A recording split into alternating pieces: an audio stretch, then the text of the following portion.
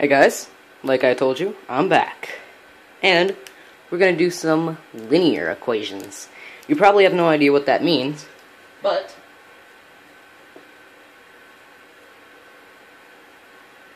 that is a linear equation. As you see, multiple variables.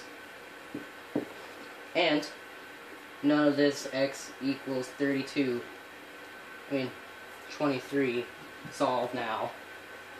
None of that. It's like 5x minus 7 equals 3. Then you have to solve for x. This time there's multiple variables. And let's get started. The first step is we need a problem. So let's go back to 5x minus 7y equals 32. And let's say it's solved for y. Now, the first thing we want to do is, because this is obviously positive, we're going to want to subtract 5x. So that is gone. Cancelled out.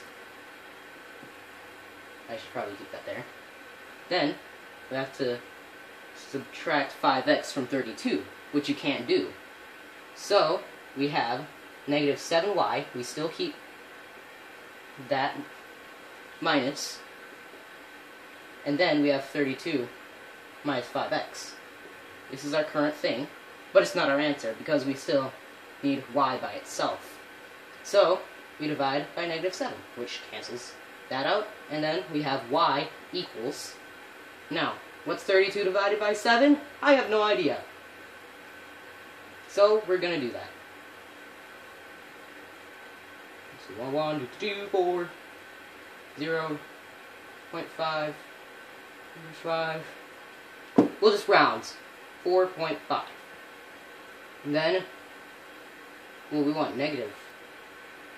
And because my subtracting from a negative is basically adding, we'll just make that 7, 0.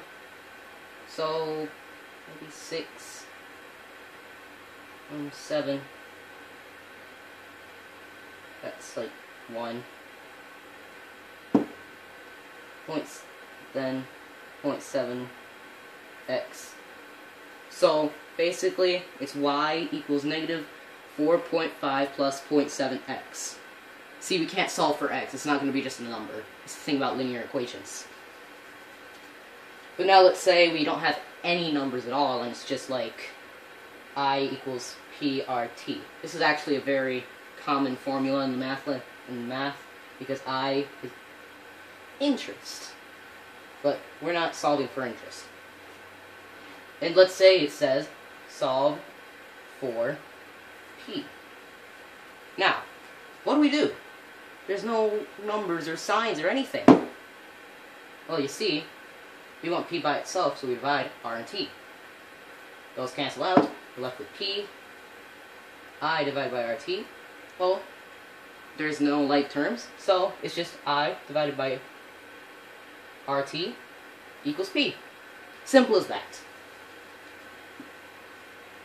One more thing before we go, which I have time for, so we'll be fine. One last thing before we go is, let's say we have,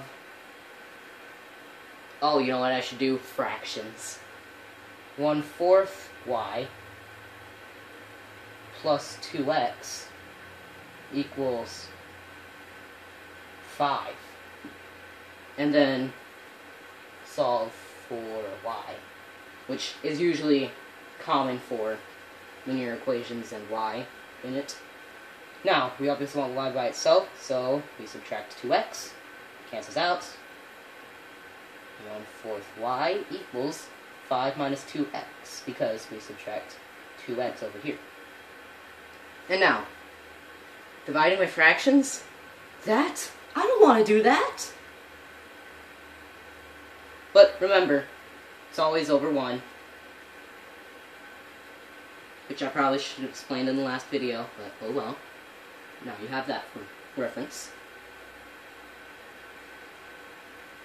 But if we do like 1/3 fourth y, it's actually multiplying by 4. It's the same thing. Because, like, the lower it is, the lower the product is. So if it's less than 1, it's obviously going to be less than 5. So, I mean more than 5. I don't know what I'm saying right now. But so, times 4. I'm not really doing anything. So y equals, what's 5 times 4? 20. What's that? It's, what's 4 times 2? 8. And we can actually multiply 4. 8x. So the answer is y equals 20 minus 8x. Believe it or not, I actually had this problem on a quiz. That's why I remembered it. And that's how you do linear equations with fractions. But anyways, I hope you enjoyed. I'm probably going to be doing a couple others throughout the day. So, see you later, my loyal Solrockians.